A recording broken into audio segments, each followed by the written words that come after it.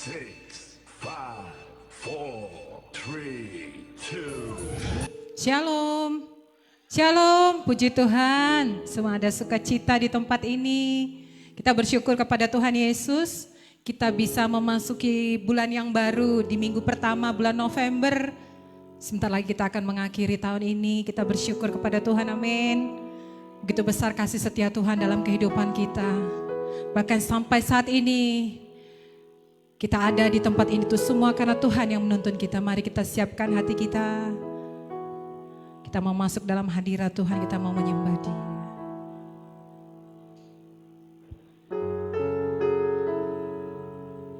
Haleluya Tuhan Yesus. Terima kasih buat hari ini Tuhan. Terima kasih kalau kami boleh berkumpul di tempat ini. Kami mau meninggikan Engkau. Siapakah kami ini Tuhan? Sesungguhnya kami ini adalah orang-orang yang najis bibir Tuhan. Perbuatan kami, kelakuan kami, respon kami kadang tidak benar di hadapan Tuhan. Tapi karena kasih setia, kasih sayang-Mu Tuhan, Kau melayakkan kami untuk masuk ke dalam ruang kudus-Mu Yesus. Begitu besar pengorbanan-Mu di kayu salib, darah-Mu yang melayakkan kami untuk masuk ke dalam hadirat-Mu Tuhan. Di hadapan tahta-Mu kami bawa hidup kami mau menyembah Engkau. Kami mau meninggikan dan mengaluk-alukan Allah kami. Kekuatan kami. Terima kasih Yesus. Kini saatnya berdiri di altarnya, sebab Allah Maha Kudus hadir di sini. Mari memuji Dia, mari memuji. Angkat tanganmu menyembah Dia, angkat tanganmu. Sebab Allah Maha Kudus hadir di sini. Sebab Allah Maha Kudus hadir di sini. Kita masuk tata sucinya, kita masuk tata sucinya bersama para malaikat, bersama para malaikat menyembah. Mari puji Yesusku, mari puji Yesusku.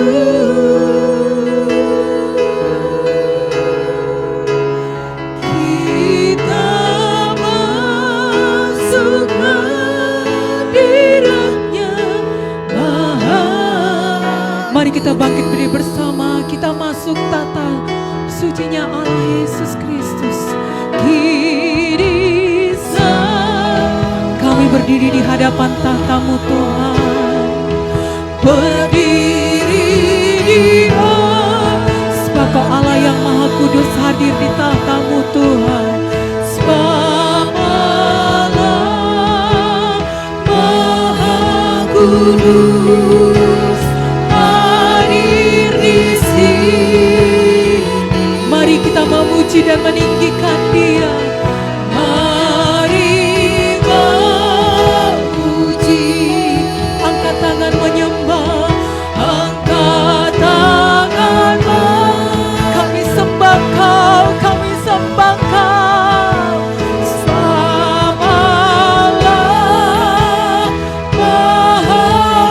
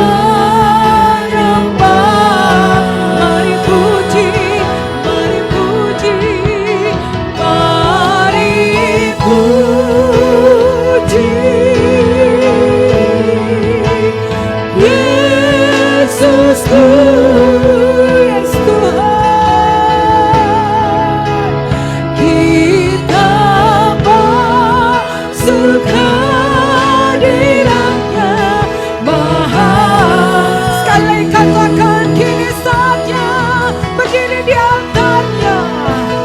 Kini saatnya berdiri di altarnya. Sebab Allah Maha Kudus hadir di sini. Haleluya Yesus. Mari memuji. Angkat tanganmu, angkat tangan menyembah. Sebab Allah Maha Kudus hadir di sini. Kita masuk tanah sucinya. Kita masuk tanah sucinya.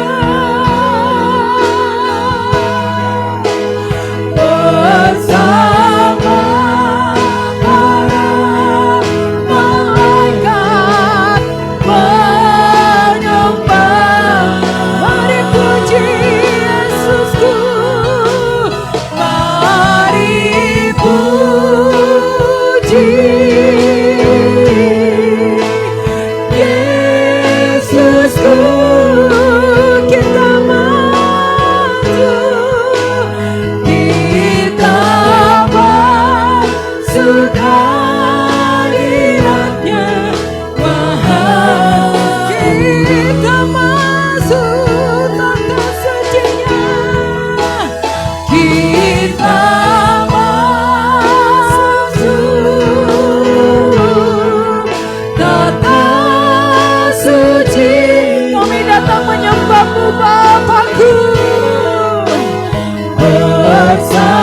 Bersama malaikatmu, bersama bala tentara sorga, kami datang menyembahmu Tuhan. Mari puji, kami puji Kau Tuhan Yesusku.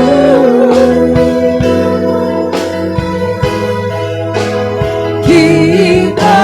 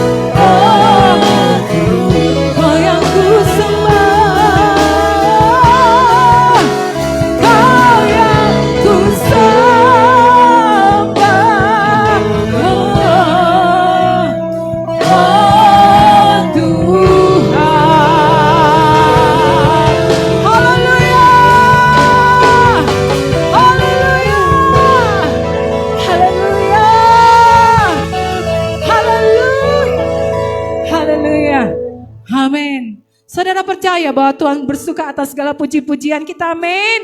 Dia senang dengan segala mazmur pujian yang terbaik. Mari bersama dengan malaikat di sorga kita memuji menyembah Allah.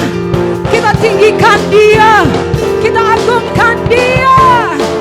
Amin.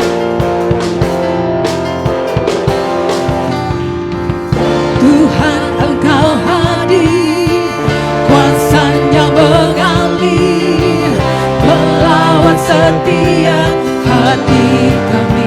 Roh-Mu membebaskan, Roh-Mu membebaskan, Roh-Mu membangkitkan, kebesaran-Mu dinyatakan. Diselamatkan untuk menyembah, diselamatkan untuk menyembah.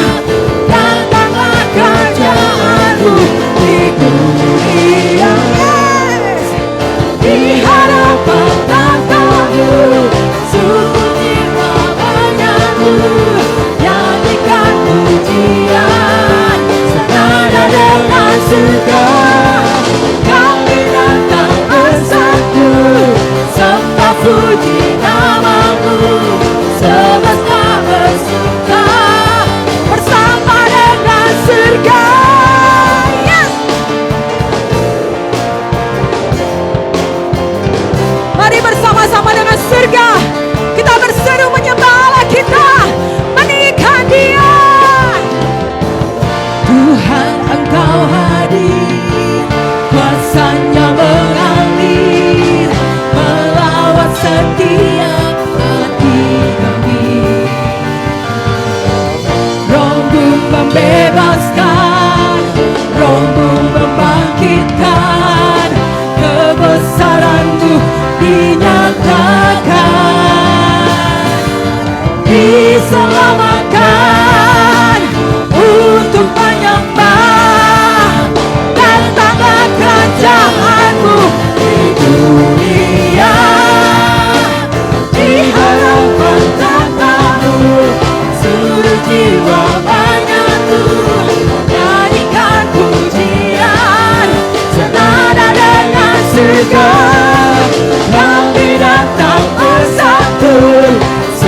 puji namamu, semesta bersuka bersama dengan surga di hadapan tatamu. Seluruh jiwa menyatu nyanyikan pujian senada dengan surga. Kami datang bersatu sembah puji namamu, semesta bersuka bersama dengan surga.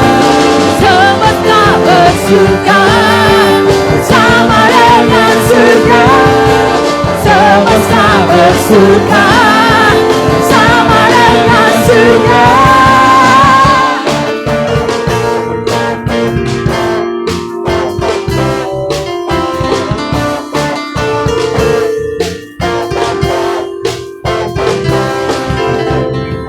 Saudara percaya bahwa Allah yang kita sembah itu adalah Allah pencipta langit dan bumi, amin.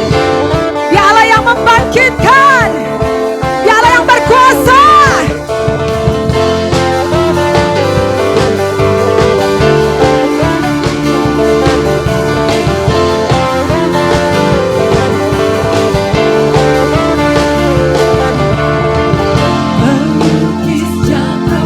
Yes, Kau pencipta alam semesta. Ya, Kau yang memiliki kehidupan kami, yang sanggup menyelamatkan. Kaulah jalan kebenaran dan kehidupan. Amin. Kami rindukan kuasa lawatanmu, kebangkitan pasti terjadi.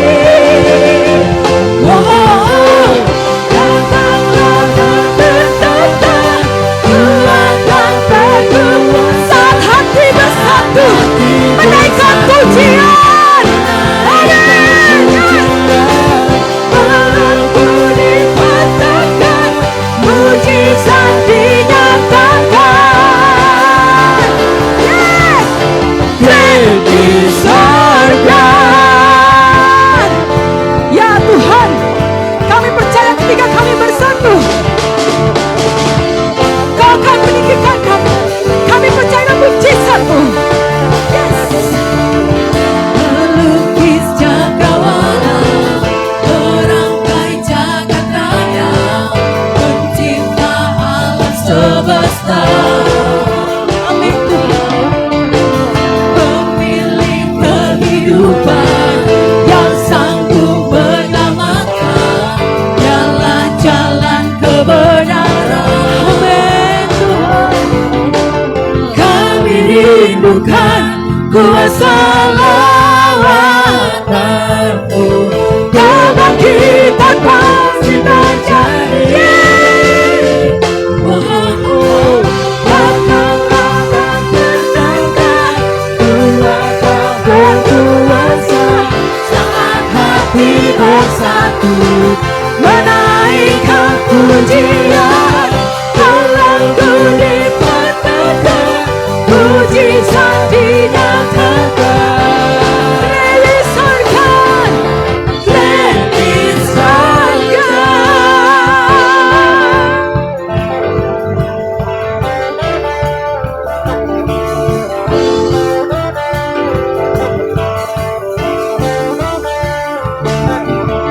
Kami rindukan kuasa lawatanmu, kebangkitan pasti terjadi.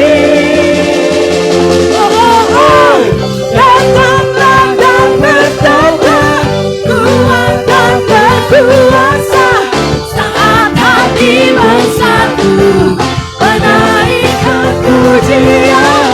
Belenggu dipatahkan, mujizat dinyatakan. Great is our God.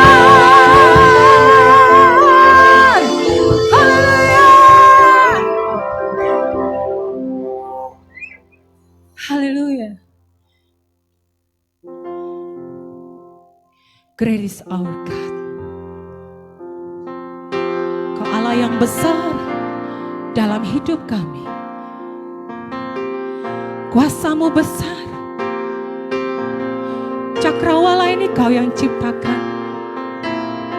Hidup kami Kau yang kendalikan. Kau besar Tuhan. Siapakah kami ini? Karena satu hal kami khawatir dengan hidup kami. Dibandingkan dengan kebesaran dan kemahabesaran Kau Allah. Tak tertanding itu.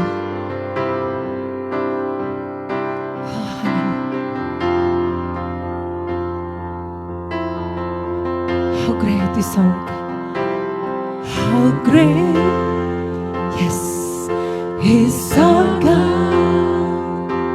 Sing with me, how great is our God. And always sing, how great,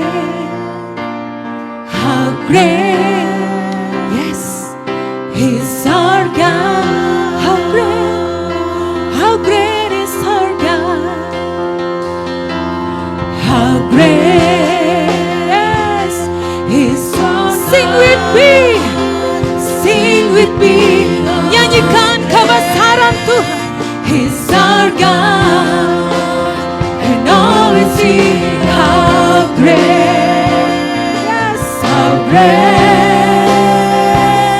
is our God.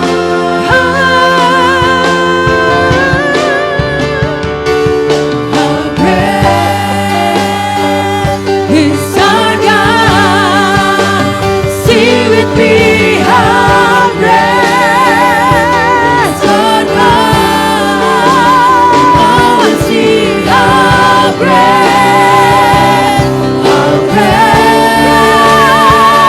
is our God. How great is our God. Sing with me, how yes, Lord, amen, Tuhan. Kami mau menyanyikan kebesaran-Mu. Kaulah yang besar. Haleluya, haleluya. How great is our God. Sing with me, oh yes, Lord, my God. It's our God. Always sing, how great is our God. Sha-la-la-la-la-la, sha-la-la-la. How great is our God. Sing with me, it's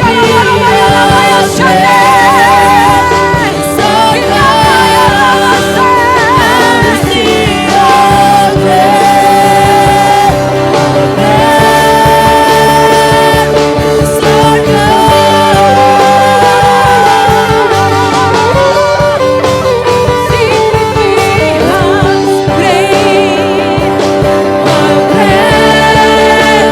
Sing with me, how great. Sing with me, sing with me, how great is our God.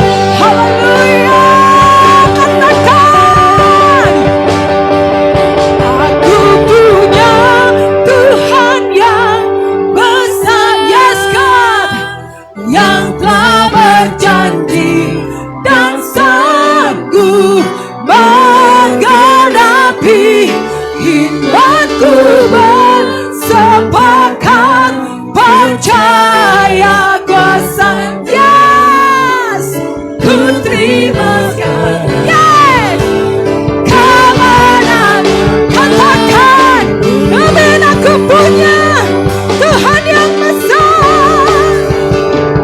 Aku punya Tuhan yang besar, yang telah berjanji. Kau tak akan mengingkari janji-Mu. Kau akan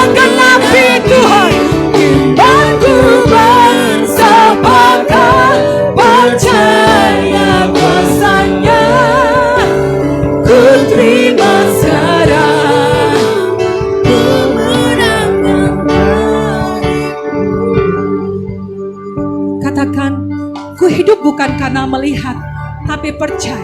Ku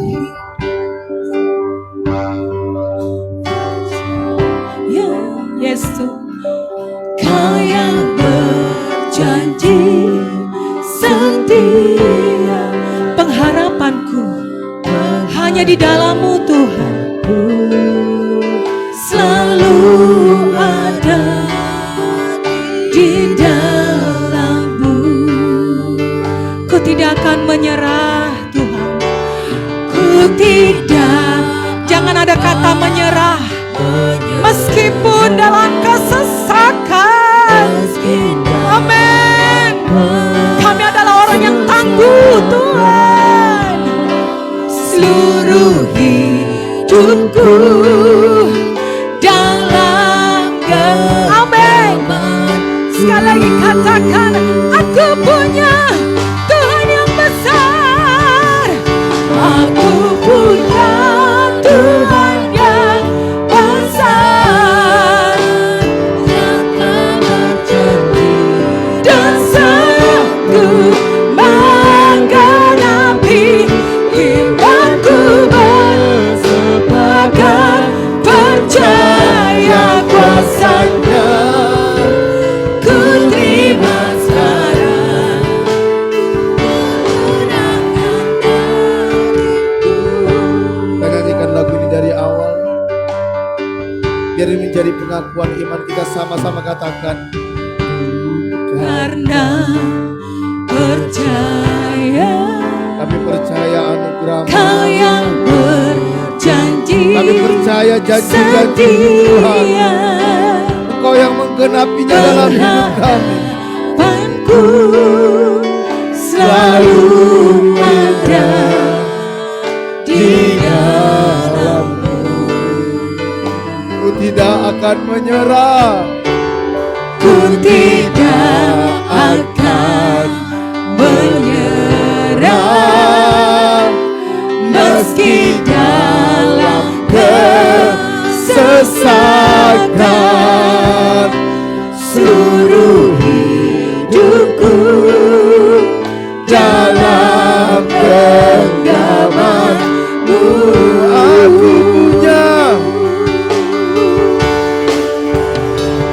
Aku punya Tuhan yang besar, yang telah berjanji dan sanggup menggenapi imanku bersepakat percaya kuasa-Nya.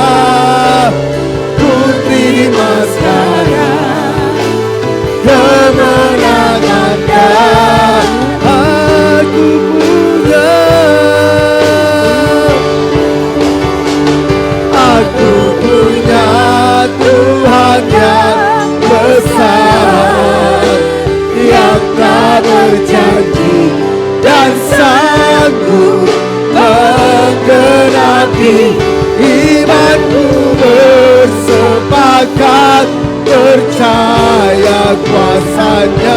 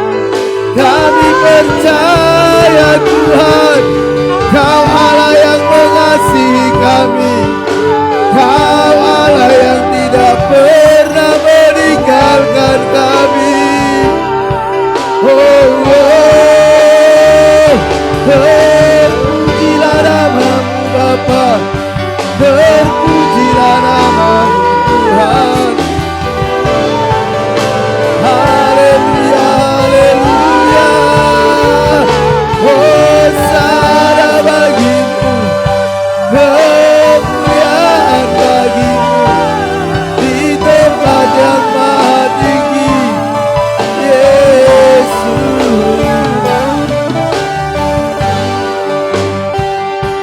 Terima kasih Tuhan, terima kasih Yesus.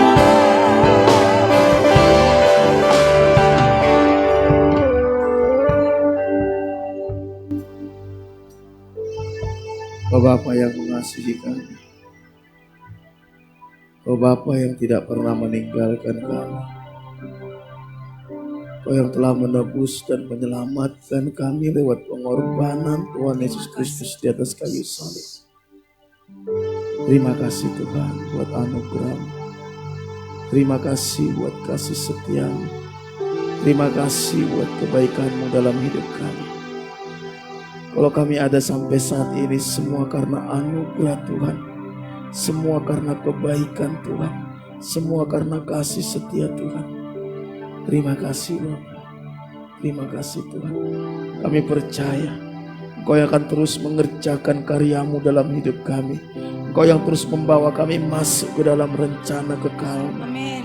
Terima kasih Bapa. Terima kasih. Berbicara Engkau lewat kebenaran firman-Mu di tengah-tengah kami. Roh Kudus, buka rahasia firman-Mu bagi kami. Buat kami mengerti kebenaran-Mu, sampai kebenaran itu memerdekakan kami. Urapi hamba-Mu, urapi setiap kami. Berkati juga anak-anak sekolah minggu, lawat anak-anak sekolah minggu, urapi guru-guru sekolah minggu. Bekerjalah Engkau Roh Kudus dengan bebas. Segala pekerjaan setan, kuasa kegelapan, roh teritorial, tipu daya iblis kami ikat, kami tawan, kami perintahkan keluar dari tempat ini di dalam nama Tuhan Yesus. Terima kasih Bapa. Kami sambut firman-Mu dalam nama Tuhan Yesus. Haleluya. Amin. Silakan duduk Bapak Ibu Saudara. Shalom. Shalom. Ya, puji nama Tuhan.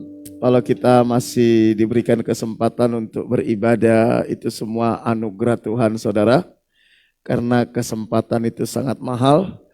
Dan kita sudah memasuki bulan November Saudara ya. Tidak lama lagi kita akan akhiri tahun 2022. Ya, sebentar lagi kita akan memasuki musim-musim Natal. Kalau di Singapura Saudara, Natal itu dimulai bulan November Saudara ya. Jadi sudah mulai ada perayaan-perayaan Natal di Singapura Saudara ya. Jadi jangan lupa kita nanti Natalnya itu Natal sekolah minggu tanggal 16 kita buat di Ngujang. Terus Natal umum kita tanggal 25 di tempat ini kita ibadah Natal perayaan. Habis itu sorenya kita bagi sembako ke warga yang ada di Ngujang Saudara. Kita akan bagi sembako, target kita ada 100 paket minimal, satu paket itu minimal 100.000. Jadi bagi Bapak Ibu Saudara yang digerakkan Tuhan untuk terlibat untuk pembagian sembako ini, mungkin Saudara mau mempersembahkan beras kah, mau mempersembahkan minyak goreng kah, mau mempersembahkan gula kah, apa saja Saudara, yang penting sembako. Saudara bisa hubungin panitia, ada Ibu Ani, ada Ibu Cicing yang sedang jalan ini. Ya, saudara bisa hubungin mereka untuk kita bisa melakukan pembagian sembako. Harapan kita bisa menjadi berkat bagi banyak orang. Bapak Ibu Saudara yang dikasihi Tuhan, tema kita pada pagi hari ini adalah bebas dari kekhawatiran. Kalau kita mau jujur, hampir setiap hari kita ini tergoda untuk khawatir, betul ya? Hampir setiap hari ada aja yang membuat kita khawatir ya. Khawatir tentang anak, khawatir tentang macam-macam Saudara. Dan memang khawatir itu manusiawi Saudara. Tapi Tuhan tidak ingin sebenarnya kita khawatir. Tuhan gak ingin kita khawatir, karena apa? Khawatir itu sebenarnya merupakan indikasi bahwa kita gak percaya bahwa Tuhan itu mengasihi kita. Bahwa Tuhan itu bertanggung jawab atas hidup kita. Oleh karena itu saya mengajak kita membaca Alkitab kita dari Injil Matius pasal 6 ayat 25 sampai 34. Matius pasal 6 ayat 25 sampai 34. Saya akan bacakan bagi kita semua. Karena itu aku berkata kepadamu, janganlah khawatir akan hidupmu, akan apa yang hendak kamu makan atau minum. Dan janganlah khawatir pula akan tubuhmu, akan apa yang hendak kamu pakai. Bukankah hidup itu lebih penting daripada makanan, dan tubuh itu lebih penting daripada pakaian? Pandanglah burung-burung di langit, yang tidak menabur dan tidak menuai, dan tidak mengumpulkan bekal dalam lumbung, namun diberi makan oleh Bapamu yang di sorga. Bukankah kamu jauh melebihi burung-burung itu? Siapakah di antara kamu yang karena kekhawatirannya dapat menambahkan sehasta saja pada jalan hidupnya? Dan mengapa kamu khawatir akan pakaian? Perhatikanlah bunga bakung di ladang, yang tumbuh tanpa bekerja dan tanpa memintal. Namun aku berkata kepadamu, Salomo dalam segala kemegahannya pun tidak berpakaian seindah salah satu dari bunga itu. Jadi jika demikian Allah mendandani rumput di ladang yang hari ini ada dan besok dibuang ke dalam api, tidakkah Ia akan terlebih lagi mendandani kamu, hai orang yang kurang percaya? Sebab itu janganlah kamu khawatir dan berkata, apakah yang akan kami makan? Apakah yang akan kami minum? Apakah yang akan kami pakai? Semua itu dicari bangsa-bangsa yang tidak mengenal Allah. Tetapi Bapamu yang di sorga tahu bahwa kamu memerlukan semuanya itu. Tetapi carilah dahulu kerajaan Allah dan kebenarannya, maka semuanya itu akan ditambahkan kepadamu. Sebab itu janganlah kamu khawatir akan hari esok, karena hari besok mempunyai kesusahannya sendiri. Kesusahan sehari cukuplah untuk sehari. Ini salah satu khotbah di bukit yang Tuhan Yesus sampaikan. Seorang penulis buku yang sangat terkenal, saya sangat suka tulisan-tulisan beliau. Saya banyak terinspirasi tentang tulisan beliau, namanya Dale Carnegie. Salah satu buku favorit saya, saudara, tulisan beliau itu berjudul Bagaimana Mencari Kawan dan Mempengaruhi Orang Lain. Saudara boleh cari itu, kita bisa memahami karakter orang lain, saudara. Jadi buku itu menjelaskan bagaimana kita bisa mengerti karakter manusia, karakter anak kita, karakter pasangan kita, karakter rekan kerja kita. Dia bagikan di situ ada 4 jenis karakter, ada melankolik, sanguin, plekmatik dan kolerik, saudara. Bagaimana caranya kita menghadapi orang sanguin, bagaimana menghadapi orang kolerik, dan itu membantu kita di dalam banyak hal, khususnya di dalam berhubungan dan bekerja sama, saudara. Itu salah satu buku beliau yang paling terlaris di dunia, saudara. Ya, Dale Carnegie pernah menuliskan seperti ini, saudara. Kelelahan kita seringkali disebabkan bukan oleh pekerjaan, tetapi oleh kekhawatiran, frustasi, dan dendam. Yang membuat kita capek, yang membuat kita lelah, baik itu secara fisik, baik itu secara mental maupun secara rohani. Sebenarnya bukan karena beratnya pekerjaan itu. Seberat apapun pekerjaan itu, kalau kita enjoy, maka kita tidak akan lelah, saudara. Karena kita akan menikmati pekerjaan itu. Tetapi yang membuat kita ini menjadi lelah adalah karena kekhawatiran, karena frustrasi dan dendam. Jadi ketika kita sudah dikuasai kekhawatiran, ketika kita sudah mulai frustrasi dan kita mulai menyimpan dendam, maka kita akan mudah mengalami yang namanya kelelahan. Baik itu kelelahan secara mental, baik itu secara fisik maupun secara spiritual. Oleh karena itu, kalau kita hari-hari ini sedang mengalami kelelahan, coba kita cek, apakah kita sudah mulai terlalu khawatir tentang hidup kita? Mulai khawatir tentang masa depan kita, mulai khawatir tentang pekerjaan kita, atau kita sudah mulai frustrasi dengan semuanya itu karena kita tidak ada lagi pengharapan, atau ada dendam yang membelenggu hidup kita. Itu yang membuat kita lelah. Kalau cuma lelah fisik saudara, kita istirahat, kita tidur, kita dipijit, itu selesai. Tetapi kalau lelah itu karena kekhawatiran, karena frustrasi, karena dendam, tentu kita perlu anugerah Tuhan. Hari-hari ini banyak orang mengalami kelelahan saudara. Ada survei di Amerika mengatakan ada sekian persen pendeta di Amerika itu mereka mengundurkan diri jadi pendeta. Karena mereka lelah.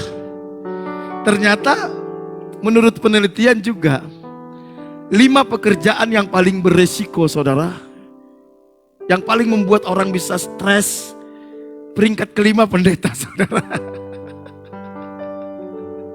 Peringkat kelima. Peringkat pertama itu yang membuat yang paling berat pekerjaan katanya itu Presiden Amerika. Itu pekerjaan yang paling berat di dunia.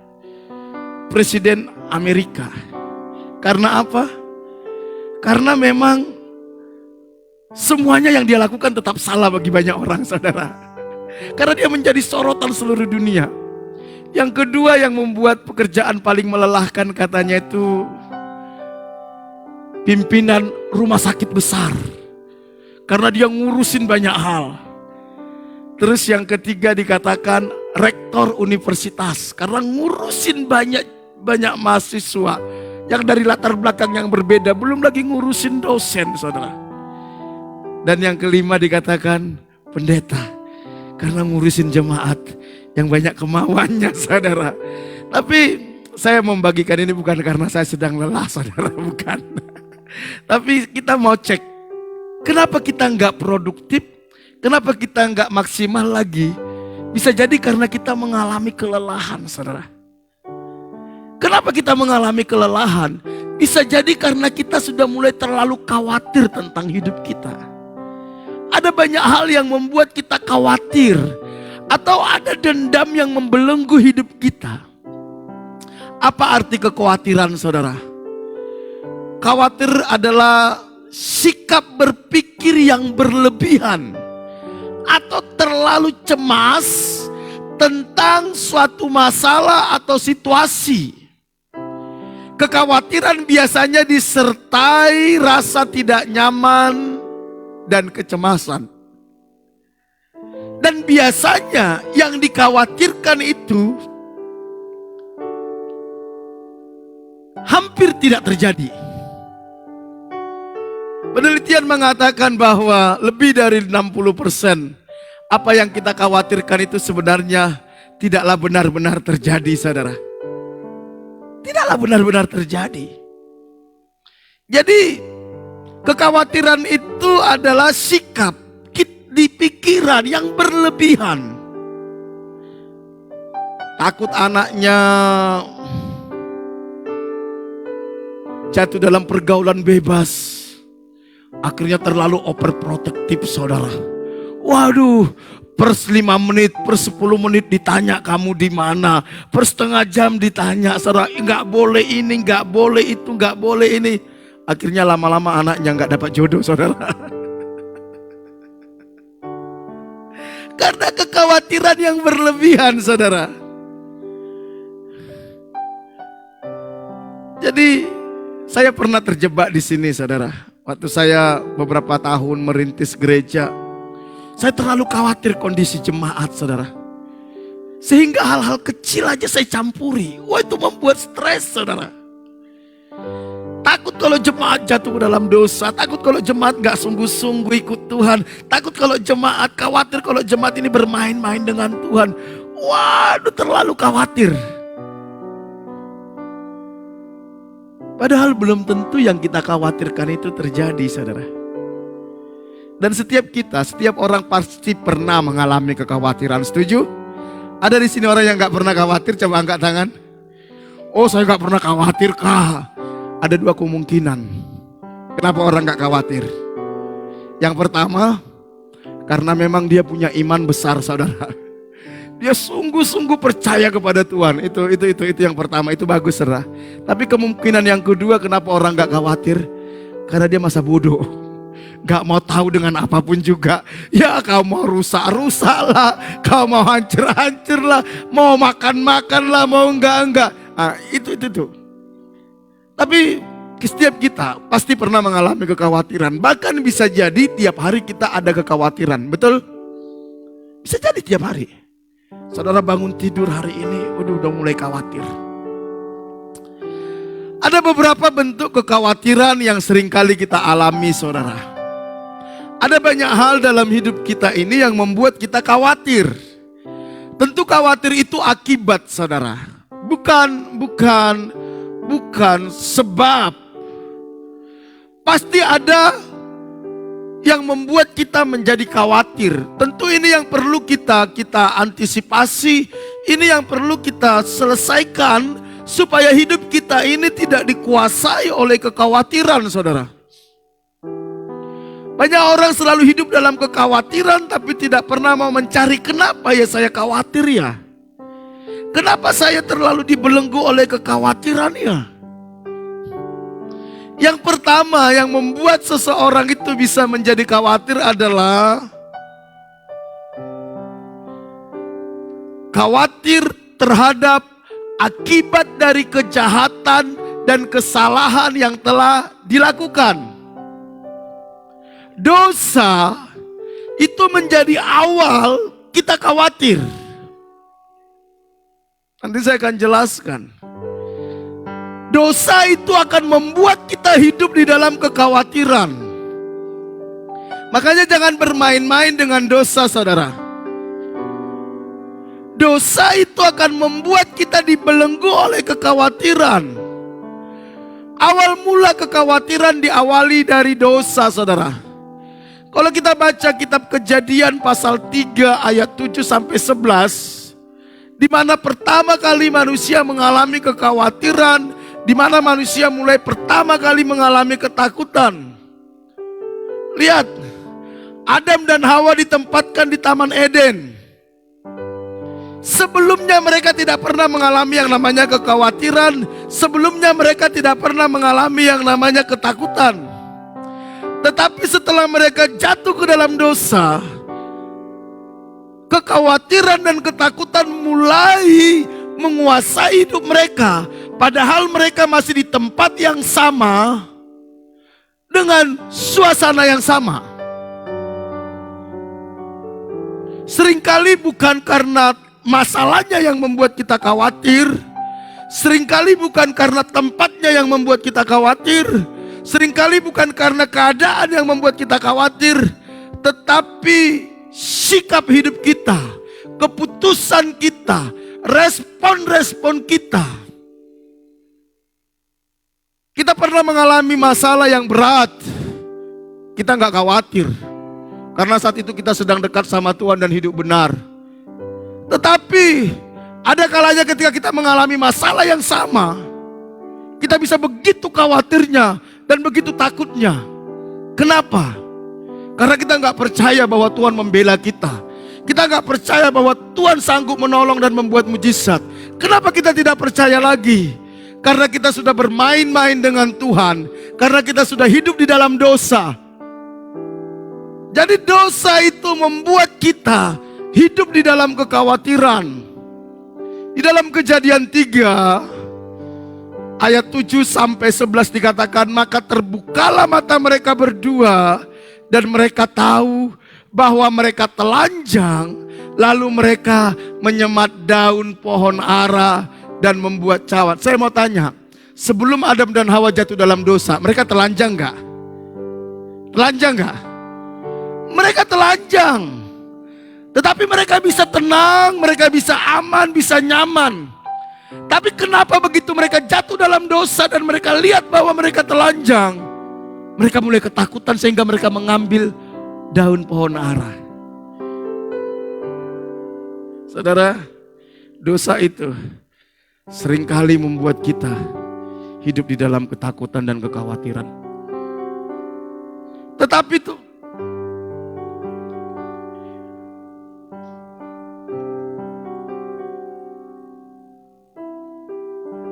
ketika mereka mendengar bunyi langkah Tuhan Allah yang berjalan-jalan di dalam taman itu, pada waktu hari sejuk, bersembunyilah mereka. Sebelumnya Tuhan ketika datang kepada mereka, itu menjadi waktu yang sangat mereka nanti-nantikan. Sangat menanti-nantikan.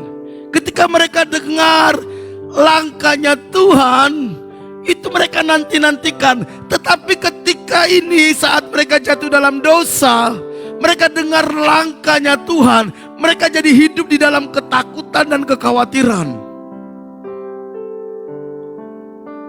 Berapa banyak dari antara kita, waktu kita tidak bermain-main dengan dosa, beribadah, melayani Tuhan, berdoa, itu menjadi aktivitas yang paling kita tunggu-tunggu.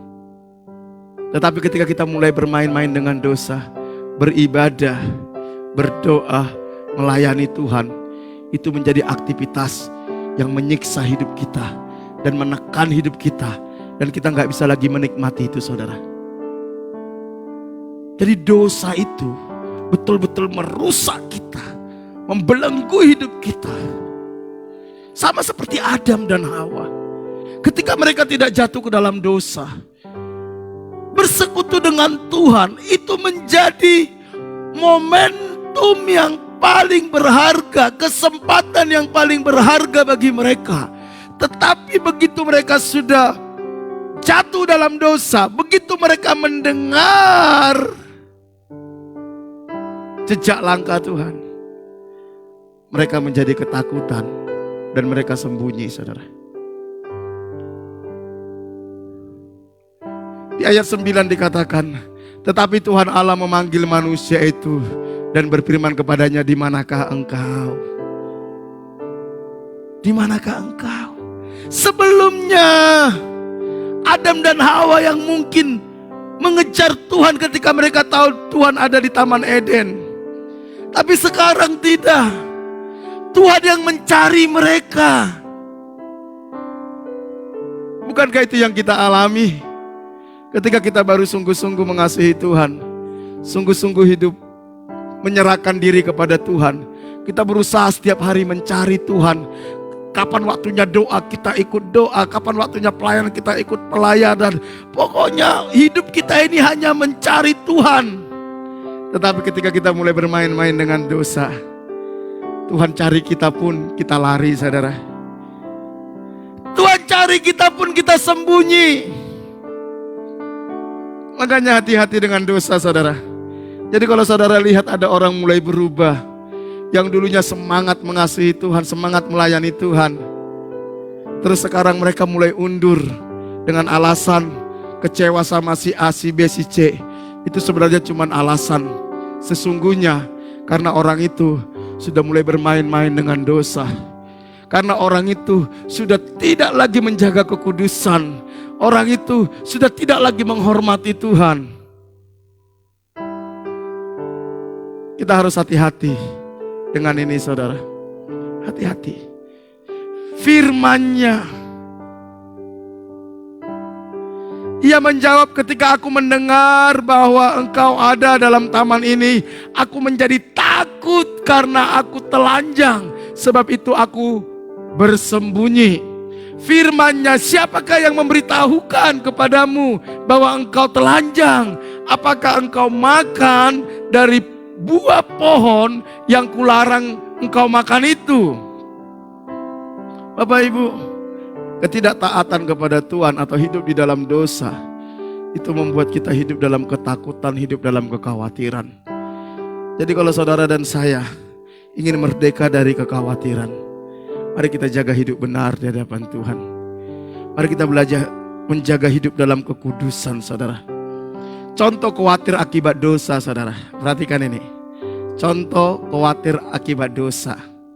Siswa yang tidak sungguh-sungguh belajar. Tentu siswa itu harusnya belajar. Betul nggak, saudara? Harusnya belajar.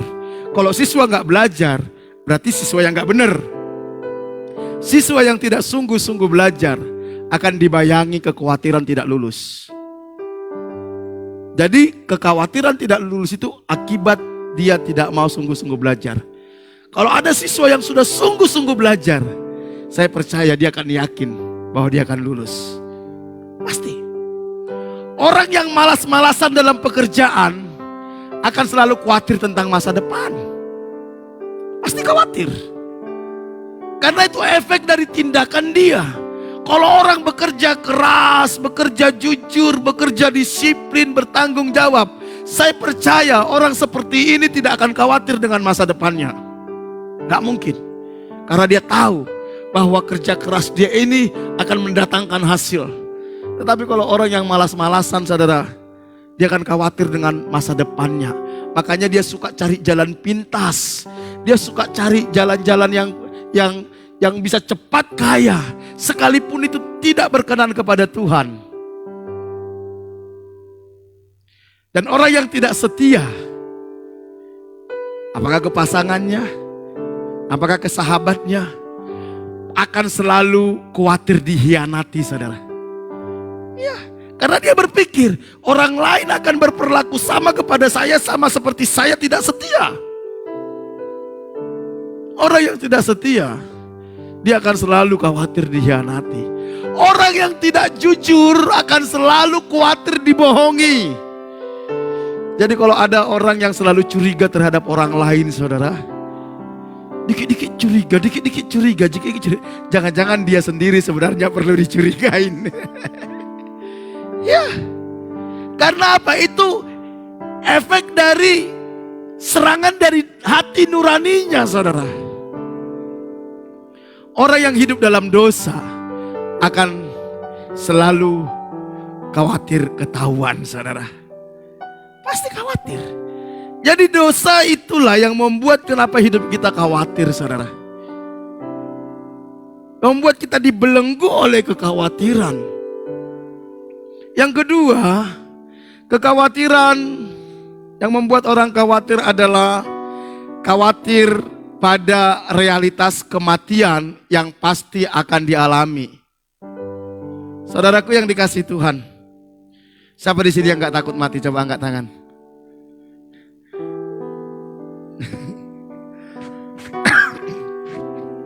Siapa di sini ingin masuk surga? Coba angkat tangan. Loh, gak ada yang mau masuk surga.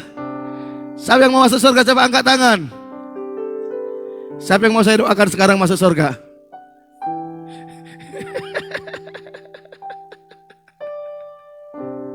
Saudara, kematian sampai saat ini menjadi sesuatu yang paling ditakuti oleh semua orang.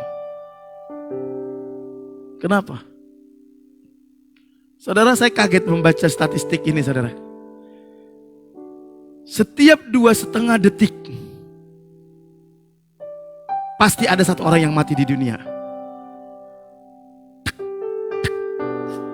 Baru ada yang mati nih. Pasti hari ini ada yang mati nih. Saudara, coba bayangkan realita ini. Setiap 2,5 detik itu ada satu orang yang meninggal.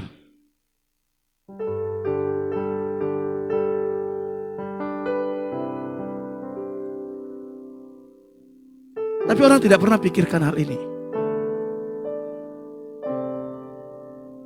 Kematian merupakan peristiwa yang pasti dialami oleh semua manusia. Dan tidak ada yang tahu kapan kematian itu akan menjemput kita. Beberapa hamba Tuhan ketika khotbah gini meninggal, saudara. Meninggal. Tanpa direncanakan. Tanpa daftar dulu, saudara.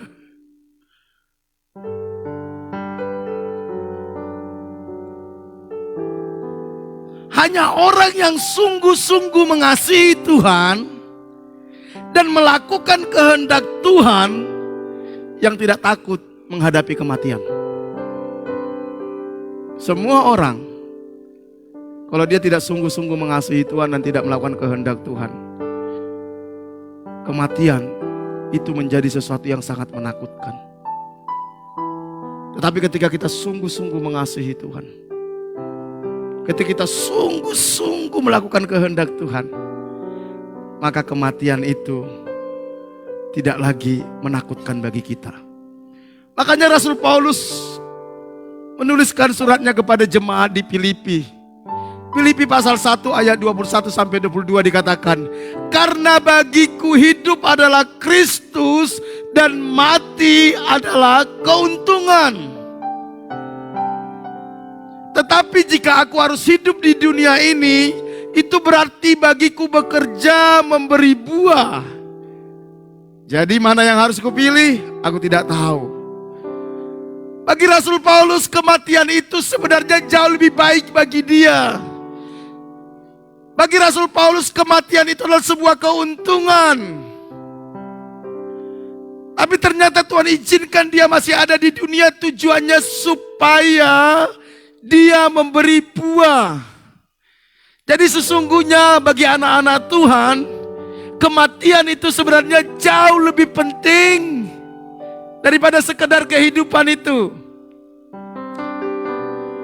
Jauh lebih beruntung daripada kehidupan itu. Karena apa? Kematian itu akan mengakhiri seluruh penderitaan kita. Kematian itu akan membuat kita bertemu dengan Tuhan dan tidak mengalami penderitaan lagi. Tetapi kematian menjadi keuntungan hanya berlaku bagi orang-orang yang hidupnya adalah Kristus. Yang hidup hanya untuk kepentingan Kristus. Tetapi kalau kita hidup hanya untuk dosa, hidup hanya untuk memuaskan keinginan daging, keinginan mata dan keangkuhan hidup, maka kematian itu adalah bencana dan malapetaka bagi kita. Kenapa orang takut mati? Karena dia gak yakin bahwa Tuhan menerima hidupnya. Karena dia gak bisa mempertanggungjawabkan hidupnya di hadapan Tuhan. Saudara, mari kita belajar mempersiapkan diri saudara untuk kematian kita. Kita gak tahu berapa lama. Gak tahu. Bisa 10 tahun, 20 tahun, bahkan 50 tahun, 60 tahun ke depan. Bisa minggu depan. Tetapi pertanyaannya, sudahkah kita mempersiapkan diri? Sehingga kematian itu bukan menjadi sesuatu yang menakutkan lagi bagi kita. Tapi kematian itu menjadi sorak kemenangan. Karena kita bertemu dengan Raja di atas segala raja. Amin. Amin. Dua realita yang membuat kita takut. Yang ketiga saudara, kekhawatiran tentang hidup dan kehidupan yang harus kita jalani setiap hari. Ini yang paling banyak menguasai kita saudara. Kita takut tentang kehidupan ini. Kita takut akan kehidupan yang akan datang, yang akan kita hadapi. Kita khawatir tentang kesulitan masa depan. Kita khawatir tentang kesehatan kita, khawatir tentang pekerjaan, khawatir tentang keluarga. Memang itu manusiawi. Justru kalau kita nggak khawatir, itu berbahaya. Berarti kita nggak peduli. Ada banyak orang nggak terlalu khawatir tentang kesehatan saudara. Waduh, apa saja dimakan saja. Udah apa saja dimakan, nggak mau olahraga. Habis itu stroke. Setelah stroke dia bilang, Tuhan kenapa nasibku seperti ini lah. Ada orang nggak khawatir tentang pekerjaannya, kerja asal. Bangun jam 10 pagi, kadang ngantor, kadang enggak saudara. Malas-malasan, terus begitu perusahaannya bangkrut. Kekhawatiran itu pasti kita alami. Karena dosa sudah menguasai kita. Tetapi yang Tuhan inginkan, kita nggak mau dibelenggu oleh, Tuhan nggak mau kita dibelenggu oleh kekhawatiran. Seperti seolah-olah Tuhan tidak ada bersama dengan kita. Sehingga kekhawatiran itu memaksa kita untuk melakukan tindakan-tindakan bodoh. Mencari jalan pintas. Melakukan hal-hal yang tidak berkenan kepada Tuhan. Kekhawatiran itu membuat kita sampai gak punya waktu untuk Tuhan. Gak punya waktu beribadah. Gak punya waktu pelayanan. Karena apa? Karena kita khawatir tentang masa depan. Kita khawatir tentang pekerjaan. Kita habiskan seluruh potensi kita untuk bekerja. Kita habiskan seluruh waktu kita untuk cari uang. Dan sampai satu titik semua uang yang kita cari ujung-ujungnya habis juga buat bayar kesehatan. Saya banyak temukan saudara, orang-orang baru dia tertarik melayani Tuhan, tertarik datang kepada Tuhan setelah semuanya sudah habis. Justru apa yang kita khawatirkan itu seringkali terjadi dalam hidup kita. Bukankah itu yang dikatakan oleh Ayub? Apa yang aku khawatirkan, justru itu yang menimpa aku, kata Ayub, saudara. Justru itu yang menimpa. Seringkali kita terlalu khawatir tentang masa depan kita. Seorang tua khawatir tentang masa depan anaknya.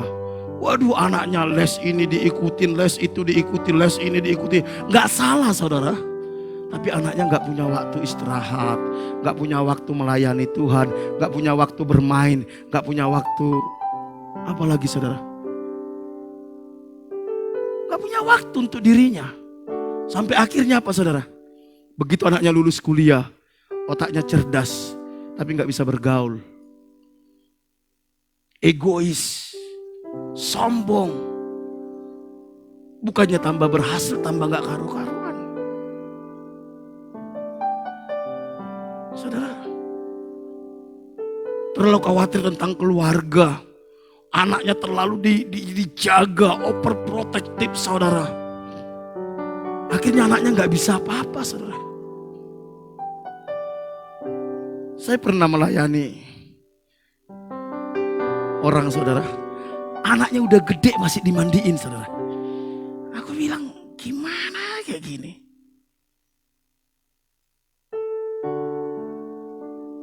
Memang khawatir itu manusiawi. Tapi begitu saudara khawatir yang berlebihan, itu akan merusak hidup kita. Apa nasihat Tuhan Yesus saudara? Apa nasihat Tuhan Yesus? Matius 6 ayat 25 dikatakan, karena itu aku berkata kepadamu, janganlah khawatir akan hidupmu, akan apa yang hendak kamu makan atau minum. Dan janganlah khawatir pula akan tubuhmu, akan apa yang hendak kamu pakai. Bukankah hidup itu lebih penting daripada makanan, dan tubuh itu lebih penting daripada pakaian. Saudara, kehidupan itu sendiri sudah berharga saudara. Sudah berharga. Dan kehidupan itu berasal daripada Tuhan. Apa artinya kita punya segalanya, tiba-tiba kita mati? Harusnya dengan kita hidup, kita sudah bersyukur sama Tuhan. Terima kasih kalau saya masih hidup. Terima kasih kalau tubuh saya masih bisa saya gerakkan. Itu jauh lebih penting. Kenapa kita terlalu khawatir bagaimana caranya ya punya mobil, bagaimana caranya ya pingin makan di sana? Enggak. Kadang kita mengkhawatirkan hal-hal yang tidak terlalu penting. Mengkhawatirkan. Makanya firman Tuhan katakan kalau ada makanan dan pakaian itu udah cukup. Kalau saudara hari ini masih bisa makan, saudara masih bisa punya pakaian, sebenarnya itu sudah cukup menjadi alasan bagi kita untuk kita sungguh-sungguh mencari Tuhan, untuk kita sungguh-sungguh melayani Tuhan, untuk kita bersyukur kepada Tuhan. Buat apa saudara punya pakaian mewah? Buat apa saudara punya mobil mewah? Tapi saudara stroke, Kadang kita suka membandingkan diri kita dengan orang-orang yang kelihatan lebih beruntung, saudara. Kita nggak mensyukuri kalau kita masih sehat. Kita nggak mensyukuri kalau kita masih bisa punya pakaian seperti sekarang ini. Kalau kita bisa memahami ini, sebenarnya nggak ada alasan bagi kita untuk tidak sungguh-sungguh melayani Tuhan, saudara. Nggak ada alasan bagi kita untuk tidak sungguh-sungguh mengasihi Tuhan. Karena saudara tidak bisa membeli kehidupan. Nggak bisa. Nggak bisa. Itu anugerah Tuhan. Anugerah. Alasan mengapa kita tidak perlu khawatir, saudara. Kenapa kita nggak perlu khawatir? Yang pertama, karena Tuhan Yesus memerintahkan agar kita tidak khawatir akan hidup kita, tentang apa yang akan kita makan, minum dan pakai, serta tentang masa depan kita. Kalau Tuhan sudah memerintahkan, kalau kita bilang Dia Tuhan kita percaya kepada Dia, harusnya kita nggak perlu khawatir. Harusnya kita nggak perlu khawatir. Khawatir merupakan tanda kalau kita tidak mengenal Tuhan, saudara. Khawatir merupakan tanda kalau kita tidak mengenal Tuhan. Matius 6 ayat 32 mengatakan seperti ini. Semua itu makan minum pakai dicari bangsa-bangsa yang tidak mengenal Allah. Akan tetapi Bapamu di sorga tahu bahwa kamu memerlukan semuanya itu. Masihkah kita percaya bahwa Bapa kita di sorga tahu kalau kita butuh makan minum pakai? Amin. Masihkah kita percaya bahwa Bapa kita di sorga Dia tahu kebutuhan kita? Bagi kita orang tua, saya seorang bapak, kalau saya tahu itu kebutuhan anak saya, saudara, saya akan perjuangkan bagaimanapun caranya. Asal itu kebutuhan. Asal itu kebutuhan. Satu saat anak saya ngerjain tugas, saudara. Tugas ini tinggal dipindah ke PDF, saudara. Dia nggak bisa bagaimana cara mindanya, saudara. Itu udah cukup malam, saudara. Ternyata dia belum gabung-gabungkan, saudara.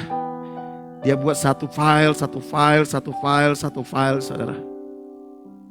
Ketika saya tahu itu, saudara, saya berpikir bagaimana caranya supaya anak saya ini dapat yang terbaik. Saya bantu, saudara. Saya bantu. Saya gabungkan, baru saya kirim ke WA-nya. Bukan cuma saya digabungkan, dikirim ke WA. Satu-satu file juga dikirim juga. Saya selalu berpikir bagaimana yang terbaik buat anak saya. Bagaimana yang terbaik buat anak saya. Saudara tahu, Bapa di sorga itu selalu memikirkan yang terbaik bagi kita. Saudara tahu, setiap hari yang ada dalam hatinya Tuhan itu cuma saudara dan saya. Tapi Kak, kalau Tuhan memikirkan yang terbaik bagi saya, kenapa hidup saya susah? Ada beberapa kemungkinan. Yang pertama, itu karena dosa kita, saudara. Karena dosa kita, konsekuensi dari dosa kita. Yang kedua, karena kita tidak tinggal di dalam hadirat Tuhan. Ingat kisah anak yang hilang. Bapaknya punya segalanya. Tapi begitu dia keluar dari rumah bapaknya, dia menjadi melarat dan miskin, padahal dia anak orang kaya. Ketika engkau keluar dari rencana Tuhan, ketika engkau keluar dari panggilan Tuhan, engkau pasti melarat dan miskin. Karena Tuhan tidak akan berkati kita ketika kita di luar dari rencananya. Gak mungkin. Karena itu akan merusak hidup kita. Tuhan hanya akan menyediakan semua kebutuhan kita ketika kita berjalan di dalam rencananya Tuhan.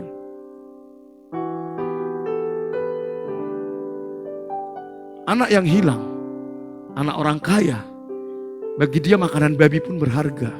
Padahal di rumah bapaknya ada banyak makanan yang sangat nikmat. Bukan bapaknya tidak sayang dia, tapi karena dia keluar dari rumah bapaknya.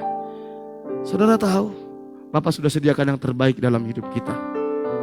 Bukan Bapak tidak sediakan bagi kita, tapi karena engkau keluar dari rencana Tuhan, kau tidak bisa temukan itu, saudara. Kau tidak bisa temukan. Tuhan Yesus bilang, Tuhan tahu kalau kita butuh semuanya itu. Bukan berarti kalau kita nggak khawatir, berarti kita boleh malas-malasan dong Kak. Enggak. Tentu kita punya tanggung jawab saudara. Tidak khawatir bukan membenarkan seseorang menjadi malas-malasan, tidak memikirkan dan tidak bekerja keras, serta hidup tanpa rencana, bukan. Tuhan tidak ciptakan kita untuk menjadi orang yang malas. Tuhan ciptakan kita segambar dan serupa dengan Allah. Bapak kita itu suka bekerja saudara.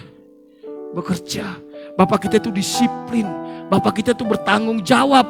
Bapak kita itu punya perencanaan yang matang. Kalau kita bilang kita anak dari Bapa di sorga, harusnya karakter Bapa itu turun dalam hidup kita. Kita orangnya pekerja keras, kita orangnya disiplin, kita orangnya bertanggung jawab. Kita bekerja bukan tanpa rencana, bukan dadakan, tapi kita pikirkan betul, kita rencanakan betul. Ketika kita lakukan itu, maka semua yang terbaik dari Tuhan kita akan terima saudara. Yang kedua, kenapa kita gak perlu khawatir? Tadi yang pertama adalah Tuhan Yesus yang memerintahkan. Kalau Tuhan perintahkan kita gak taat, ya berarti salahnya di kita saudara. Salahnya kita. Ada satu kisah saudara. Mungkin saudara sudah pernah dengar kisah ini. Satu saat ada seorang bapak saudara. Bapak ini pulang dari ladang. Dia membawa satu karung padi saudara. Dia pikul padi ini saudara. Dia pikul. Kebetulan rumahnya dengan sawah ini jaraknya cukup jauh dan jalannya menanjak saudara. Dia pikul saudara. Di tengah-tengah perjalanan saudara, tetangganya lewat bawa truk saudara. Tetangganya yang punya truk ini lihat, loh kasihan bapak ini. Akhirnya dia klakson, dia berhenti. Pak naik ke atas katanya. Naik ke atas. Wah dilihat, oh tetangga saya, dia naik ke atas saudara. Naik ke atas. Tapi saudara tahu apa yang terjadi? Begitu sampai depan rumah, bapak ini kok sudah lemas saudara. Loh, supirnya tanya, tetangganya itu, loh bapak kok bisa lemas katanya. Ternyata di dalam truk pun saudara, bapak ini tetap memikul padi itu saudara. Dia tetap memikul, bayangkan dengan kondisi truk yang goyang-goyang, apa gak pingsan dia saudara. Berapa banyak kita seperti itu saudara.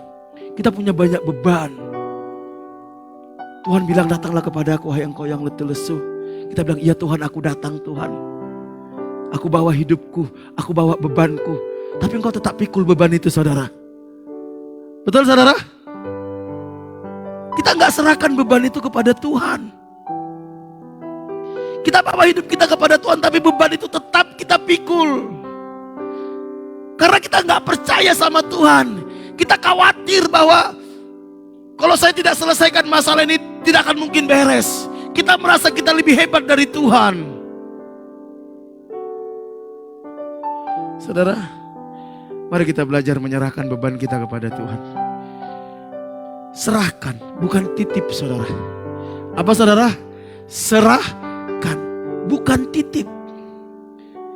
Loh, berarti kita enak dong kak. Gak perlu kerja keras, bukan. Lakukan apa yang terbaik yang bisa kau lakukan.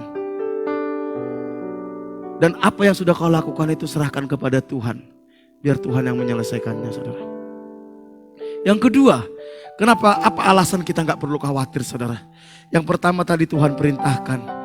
Yang kedua, kita memiliki Bapa yang maha baik dan murah hati. Tahu saudara bahwa Bapa kita itu murah hati sekali.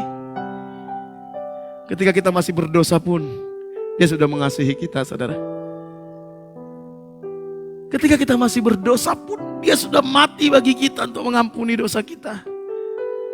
Bapa kita itu bukan seperti sosok polisi saudara. Yang suka ngintip kesalahan kita, bukan.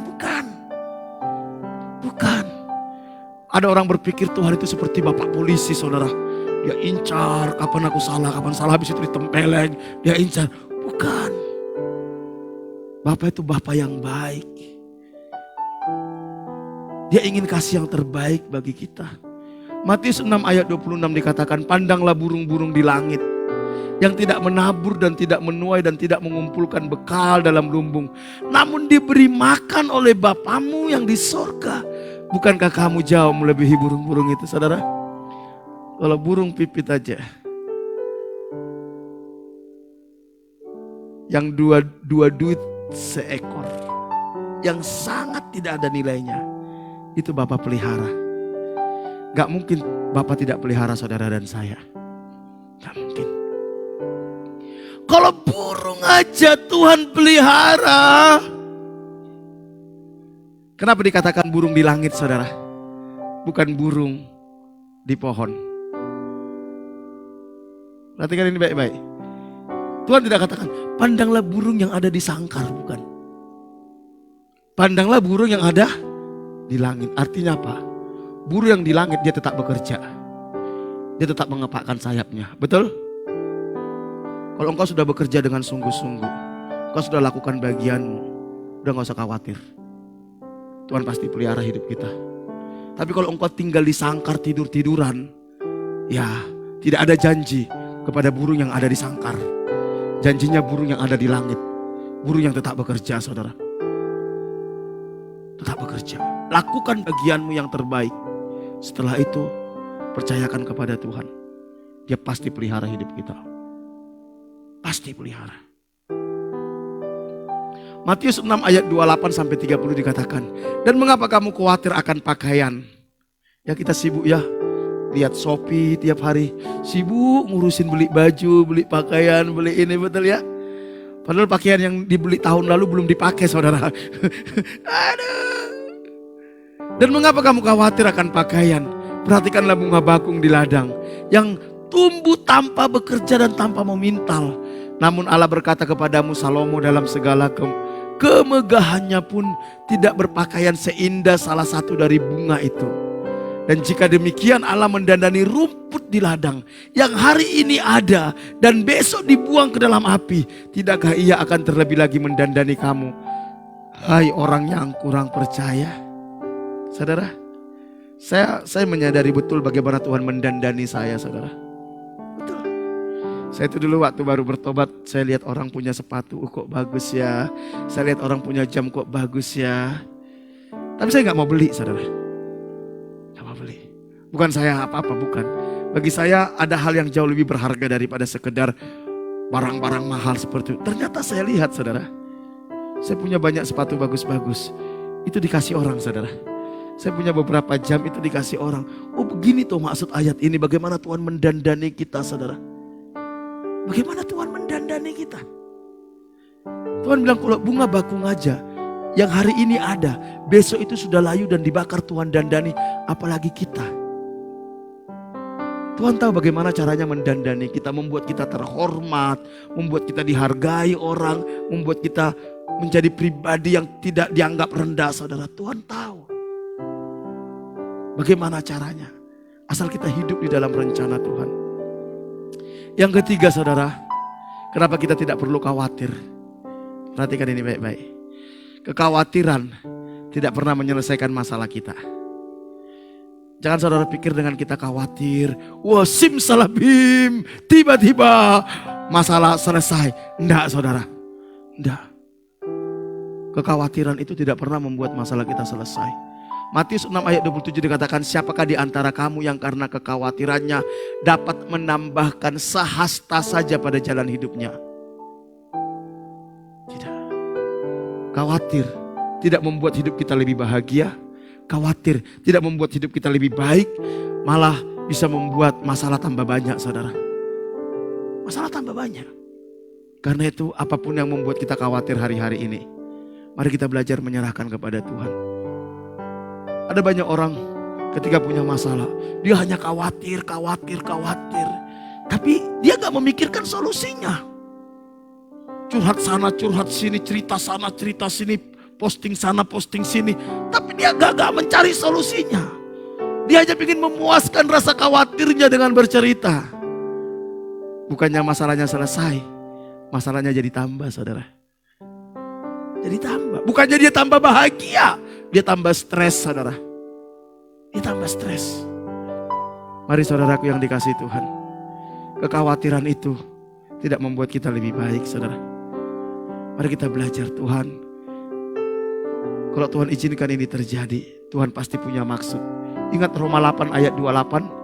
Kita tahu sekarang bahwa Allah turut bekerja dalam segala sesuatu untuk mendatangkan kebaikan bagi mereka yang mengasihi Dia, yaitu bagi mereka yang terpanggil sesuai dengan rencana Allah. Tanggung jawab kita adalah mengasihi Tuhan. Kasihilah Tuhan dengan segenap hatimu, segenap akal budimu, segenap kekuatanmu. Serahkan hidup kepada Tuhan. Maka Tuhan akan menyelesaikan setiap permasalahan kita, saudara. Yang terakhir, bagaimana agar kita tidak khawatir? Bagaimana agar kita tidak khawatir? Yang pertama, percaya dan berserahlah kepada Tuhan. Percaya sama Tuhan. Matius 6 ayat 30 katakan, jadi jika demikian Allah mendandani rumput di ladang yang hari ini ada dan besok dibuang ke dalam api, tidakkah Ia akan lebih lagi mendandani kamu, hai orang yang kurang percaya? Yang membuat kita gak bisa mengalami mujizat Tuhan, yang membuat kita gak bisa mengalami pertolongan Tuhan, karena kita gak percaya sama Tuhan. Akibat kita gak percaya sama Tuhan, kita gak taat kepada Tuhan. Akibat kita gak taat sama Tuhan, akhirnya masalah kita tambah banyak, dan tambah banyak. Ingat, dosa itu selalu mengandung konsekuensi, saudara. Ketidaktaatan itu selalu mengandung konsekuensi. Karena itu mulailah belajar percaya.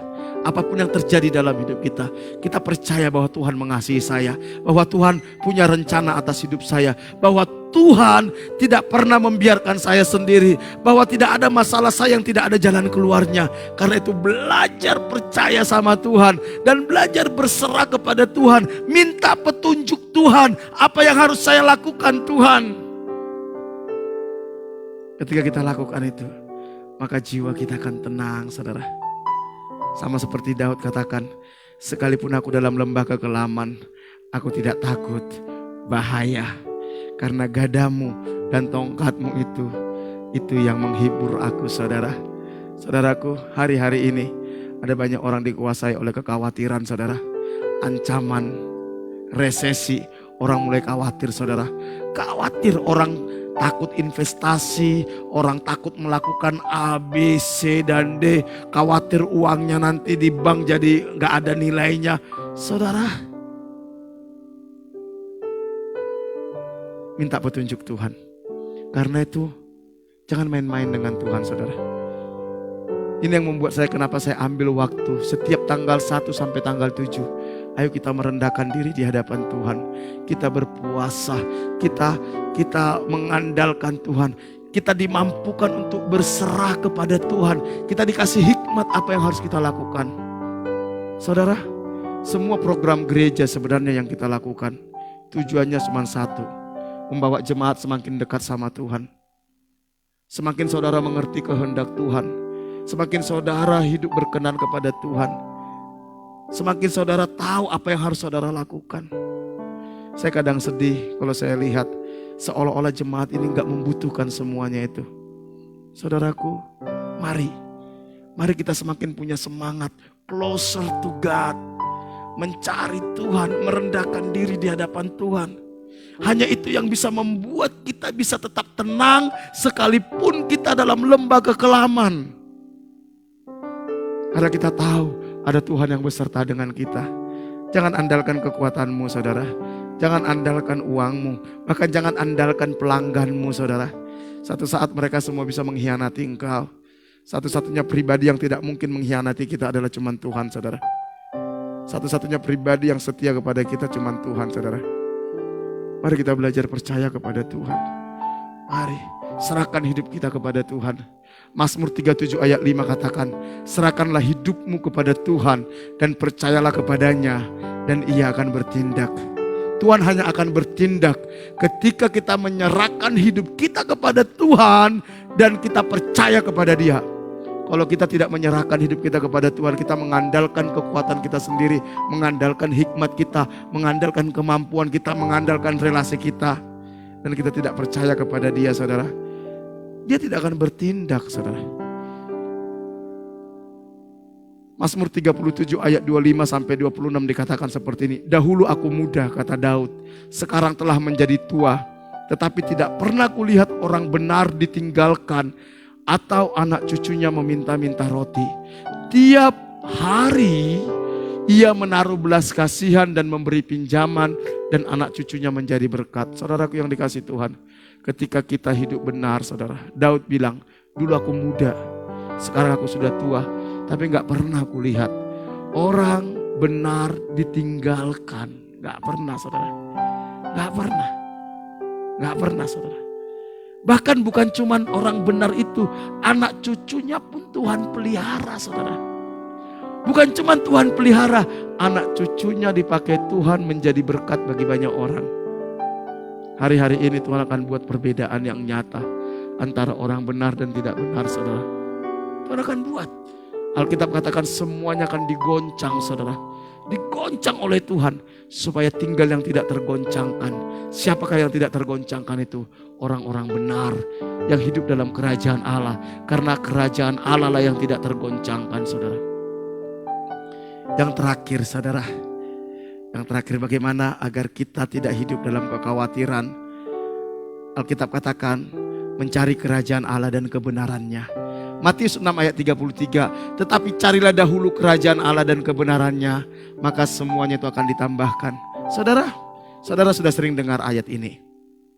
Ketika kita mencari kerajaan Allah dan kebenarannya, maka semuanya akan ditambahkan. Makan, minum, pakai. Tapi saya mau fokus pada dua kata, saudara. Carilah dahulu. Ini poinnya, saudara. Kerajaan Allah saudara sudah tahu lah. Sudah sering saya bagikan. Tapi apa arti carilah dahulu? Carilah diambil dari kata ZTI, CTO. Itu bahasa Yunani, saudara. CTO. Artinya apa? Bentuk kata kerja aktif yang bermakna menunjukkan terjadinya keasikan terus-menerus mencari sesuatu. Jadi cari itu adalah kerja aktif, bukan pasif, bukan menunggu, saudara. Tapi kita ada usaha dari diri kita. Atau berusaha dengan sungguh-sungguh dan tekun untuk memperoleh sesuatu. Jadi mencari Tuhan itu bukan pasif, menunggu. Tapi kita betul-betul semua potensi kita arahkan untuk mencari Tuhan. Itu arti cari di sini. Kalau saudara belum menggerakkan semua potensi kita, belum sungguh-sungguh, belum aktif, sesungguhnya saudara belum mencari Tuhan. Makanya semua tidak ditambahkan Tuhan. Dahulu, carilah dahulu. Dahulu itu bahasa Yunaninya proton. Artinya pertama dalam urutan atau kepentingan. Menempatkan tempat yang tertinggi dari kesenangan kita. Artinya apa, saudara? Ketika kerajaan Allah dan kebenarannya kita tempatkan pada prioritas utama dan terpenting dalam hidup kita, serta kita sungguh-sungguh berusaha dengan tekun mencari kerajaan Allah dan kebenarannya, maka semua kebutuhan kita akan ditambahkan oleh Tuhan. Akibatnya apa, saudara? Kita tidak lagi hidup di dalam kekhawatiran. Kenapa kita hidup dalam kekhawatiran? Karena kita tidak menempatkan kerajaan Allah sebagai yang utama dan terutama, dan kita nggak sungguh-sungguh mencari kerajaan Allah. Itulah yang membelenggu hidup kita. Sehingga kita nggak percaya bahwa ada Tuhan yang mengasihi kita. Kita nggak percaya ada Tuhan yang memelihara hidup kita. Dan itu membuat kita hidup dalam kekhawatiran. Mari saudaraku yang dikasihi Tuhan. Apapun pergumulan kita hari-hari ini. Apapun ketakutan kita. Apakah itu tentang keluarga? Apakah itu tentang masa depan? Apakah tentang kesehatan? Apakah tentang pekerjaan, saudara? Apakah tentang anak-anak kita, saudara? Percayalah, Yesus sudah menebus kita. Dia yang mengasihi kita. Dia yang tahu yang terbaik bagi kita. Dia yang akan memelihara kita. Dia hanya minta kita menjadikan Dia, kerajaan Allah dan kebenarannya menjadi prioritas yang utama. Dan kita sungguh-sungguh dengan semua potensi kita mencari Dia, saudara. Kita arahkan seluruh potensi kita untuk mencari Dia sampai kita menemukan Dia. Ketika kita menemukan Dia, maka iman kita bangkit. Ketika iman kita bangkit, mujizat terjadi, saudara. Damai sejahtera turun dalam hidup kita dan kita tidak lagi dibelenggu oleh kekhawatiran. Saya minta pemain musik maju ke depan. Bersamamu Bapa. Kita bangkit berdiri yuk. Ku lewati semua perkenananmu ya. Teguhkan hatiku, Engkau yang bertindak, Engkau yang bertindak,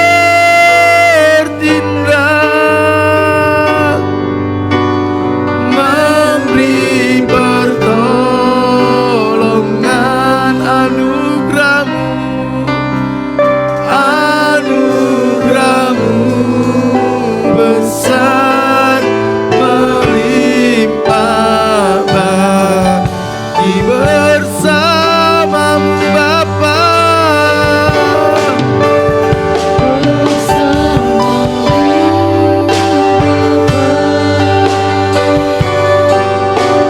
Ku lewati semua perkenanan-Mu, perkenanan-Mu yang teguhkan hatiku, teguhkan hati, Engkau yang bertindak, Engkau yang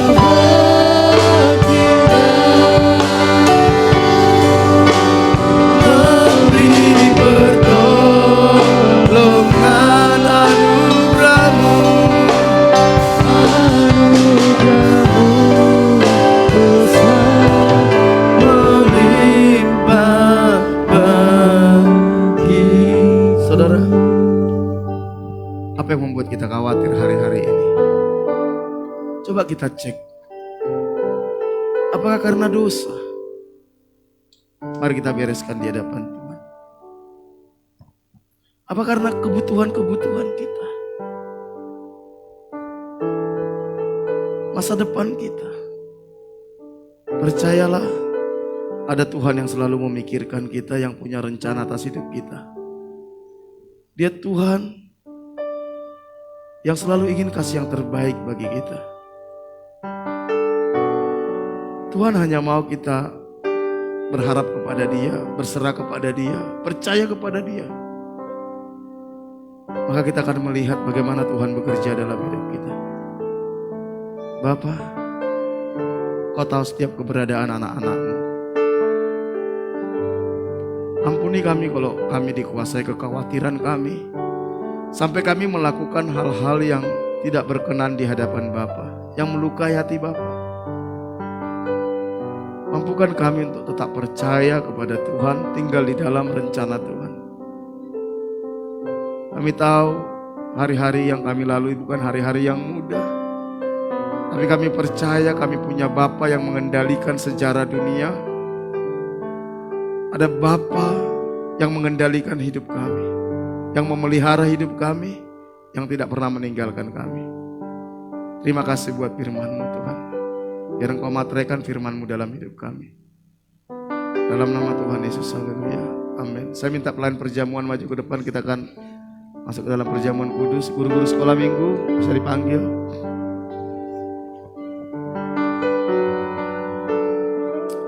Bapak terima kasih Tuhan buat kesempatan untuk melakukan perjamuan kudus. Berkati perjamuan ini sebagai tubuh dan darah Yesus, roti dan anggur ini. Pakai persekutuan dalam tubuh dan darah Yesus, dalam nama Tuhan Yesus, amin. Saat ku masuk ke hadirat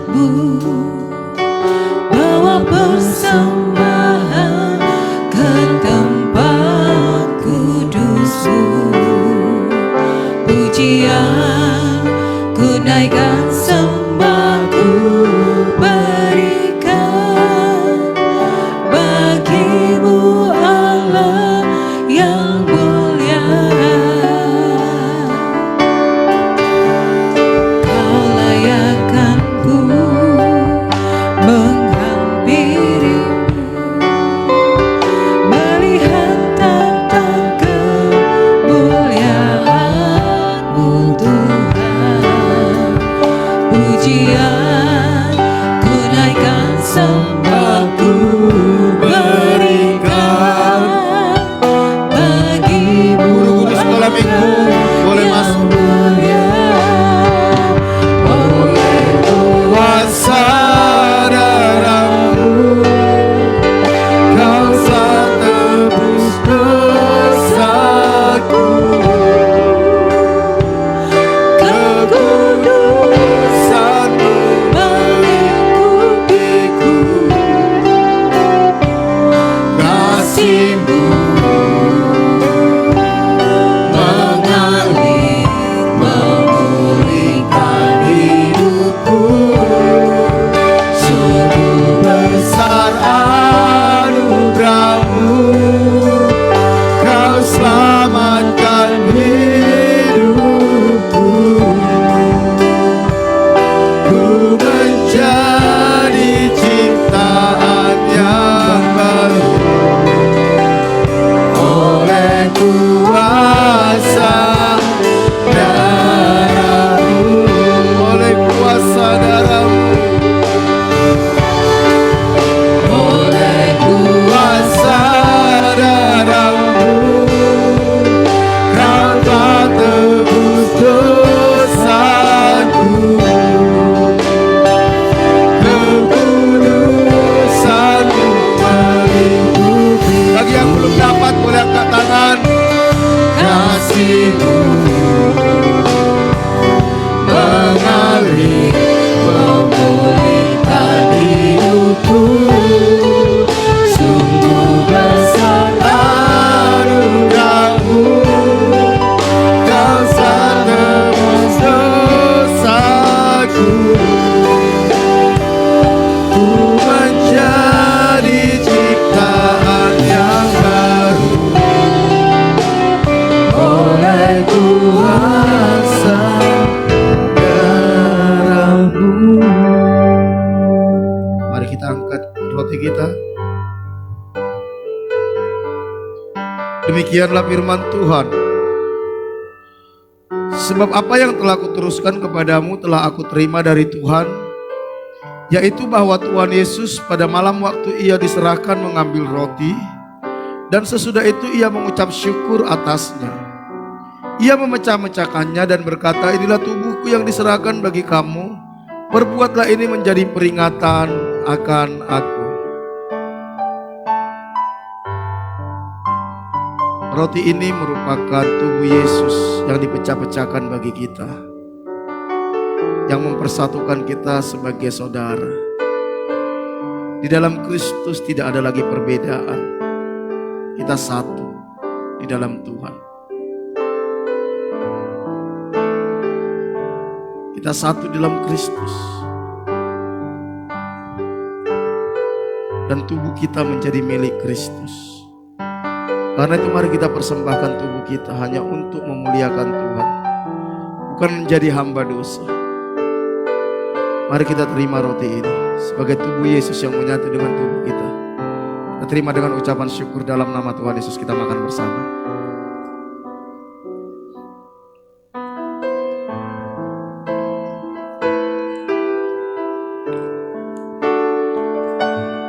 Kita angkat cawan kita.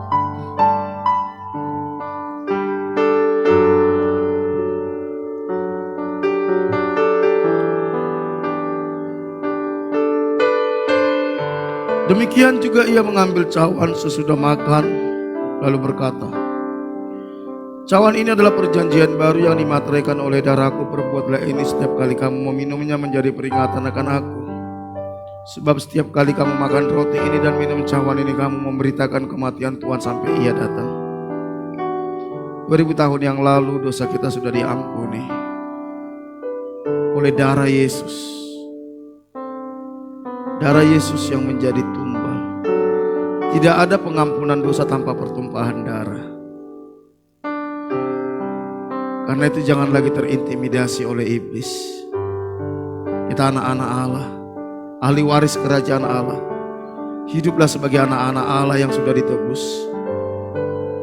Darahnya yang menyucikan dosa kita, melayakkan kita. Mari kita minum dengan ucapan syukur dalam nama Tuhan Yesus Kristus.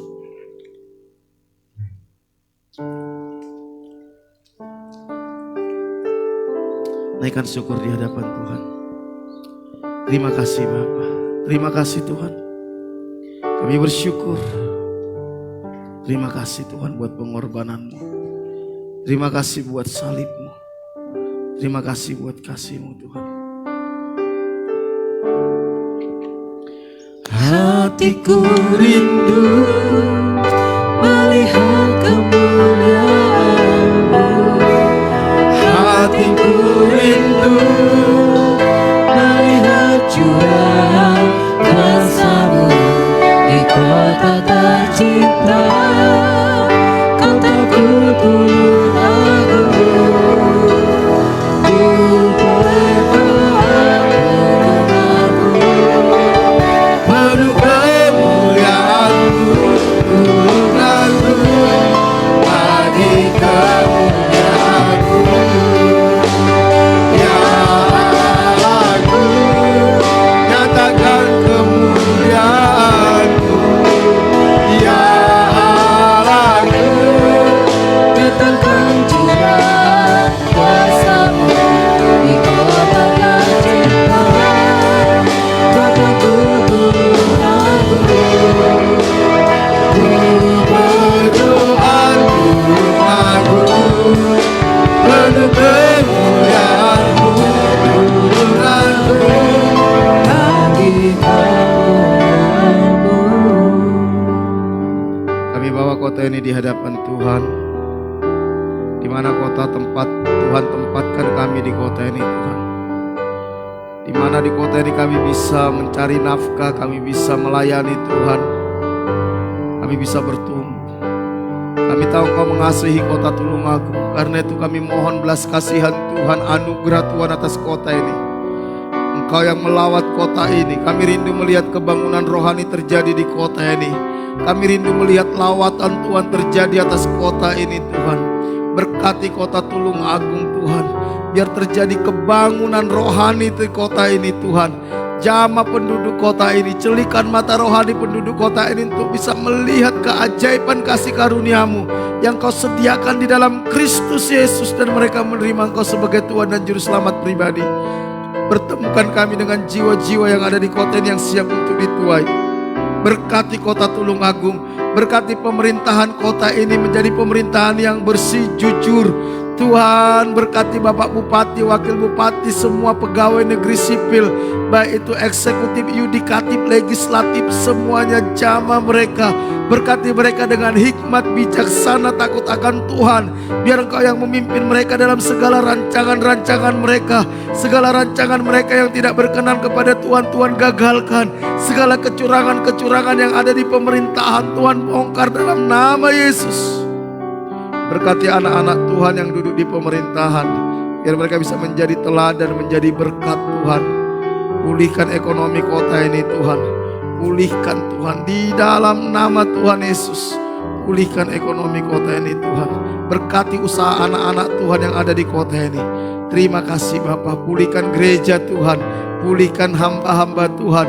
Pulihkan umat Tuhan. Biar kami bisa menjadi terang, menjadi garam, menjadi berkat atas kota ini dan nama-Mu dipermuliakan. Kami serahkan kota Tulungagung ke dalam anugerah Tuhan. Kami bersyukur buat ibadah kami pada hari ini Tuhan. Kami percaya Tuhan hadir di tengah-tengah kami. Tuhan yang memulihkan kami, Tuhan yang melawat kami. Roh Kudus terus bekerja dalam hidup kami Tuhan. Kami percaya kami pulang dari tempat ini membawa kemenangan yang berasal daripada Tuhan. Kami bawa hidup kami sepanjang minggu ke depan ke dalam anugerah Tuhan. Biar Tuhan yang menyertai, Tuhan yang melindungi kami, Tuhan yang menuntun langkah-langkah kami. Berkati setiap rumah tangga, hubungan suami istri, orang tua dengan anak, sesama saudara. Kasih dan kebenaran-Mu merintah dalam setiap rumah tangga. Pulihkan kesehatan umat-Mu yang sakit, Tuhan sembuhkan. Berkati usaha pekerjaan umat-Mu. Apapun yang dikerjakan umat-Mu sepanjang minggu ke depan, Tuhan buat berhasil, Tuhan buat terobosan, Tuhan buat mujizat. Bukakan tingkap-tingkap langit, curahkan berkat-Mu, halaukan belalang pelahap dari hidup umat-Mu Tuhan. Pakai setiap kami Tuhan untuk menjadi berkat bagi orang-orang yang ada di sekitar kami. Lindungi setiap umat-Mu dari segala panah api si jahat, tipu muslihat iblis, dari serangan kuasa kegelapan, dari mara bahaya, kecelakaan, virus-virus sakit penyakit, dari keinginan-keinginan yang jahat. Terima kasih Bapa. Kami serahkan hidup kami sepanjang minggu ke depan ke dalam anugerah Tuhan. Berkati Pak Bambang, Bu Bambang, pemilik tempat ini beserta semua keluarga besarnya. Kami mohon perlindungan, penyertaan, pemeliharaan Tuhan dalam hidup mereka. Lindungi mereka dari panah api si jahat, tipu muslihat iblis, dari serangan kuasa kegelapan, dari mara bahaya, kecelakaan, virus-virus sakit penyakit, dari keinginan-keinginan yang jahat. Bawa hati mereka melekat mengasihi Tuhan, menghormati Tuhan, takut dan gentarakan Tuhan, hidup benar di hadapan Tuhan. Berkati rumah tangga, hubungan suami istri, hubungan mereka dengan anak cucu menantu. Kasih dan kebenaran memerintah dalam rumah tangga mereka. Pulihkan kesehatan mereka, anak cucu menantu, semua keluarga besarnya Pak. Mengasihi Tuhan, menghormati Tuhan, takut dan gentarakan Tuhan, hidup benar di hadapan Tuhan. Berkati semua perusahaan dan karyawan yang Tuhan percayakan dimanapun berada. Sepanjang minggu ini Tuhan buat berhasil, Tuhan buat terobosan, Tuhan buat mujizat, Tuhan buka jalan atas masalahnya. Berikan hikmat bijaksana, takut akan Tuhan, ide kreativitas kepada semua karyawannya. Berkati semua karyawannya Tuhan. Berkati Barateni. Kami bersyukur, kami serahkan seluruh hidup kami sepanjang minggu ke depan ke dalam anugerah Tuhan. Mari jemaat yang dikasih Tuhan, kita angkat tangan kita. Jemaat yang dikasih Tuhan, Tuhan mengasihi kita, Tuhan tidak pernah meninggalkan kita, Tuhan ada selalu bersama dengan kita. Karena itu jangan khawatir, jangan takut, pulanglah. Terimalah berkat daripada Allah Bapa. Diberkatilah engkau pada waktu masuk, diberkatilah engkau pada waktu keluar, diberkatilah buah kandunganmu, diberkatilah adonanmu, diberkatilah bakulmu, diberkatilah hasil tanganmu. Apapun yang kau kerjakan dengan tanganmu sepanjang minggu ke depan, Tuhan akan buat berhasil. Diberkati engkau di kota, di desa, di gunung, kemanapun kau pergi, tanda-tanda ajaib menyertai engkau. Engkau akan naik dan tidak akan menjadi turun. Engkau akan menjadi kepala dan bukan menjadi ekor. Anak cucumu akan perkasa di bumi. Engkau akan disebut sebagai orang yang beruntung dan berbahagia. Dan lewat hidupmu akan banyak orang menerima berkat yang berasal daripada Tuhan. Jika engkau hari ini sungguh-sungguh mendengarkan suara Tuhan Allahmu yang kusampaikan kepadamu, dan engkau setia melakukannya, berkat-berkat ini akan menjadi milikmu. Karena itu pulanglah, terimalah berkat daripada Allah Bapa, kasih karunia dari Tuhan kita Yesus Kristus, penghiburan dan kekuatan dari Roh Kudus mulai hari ini sampai Tuhan Yesus datang kedua kali. Dalam nama Tuhan Yesus, kita yang diberkati sama-sama katakan amin. Berikan tepuk tangan. Tuhan Yesus memberkati kita semua. Kami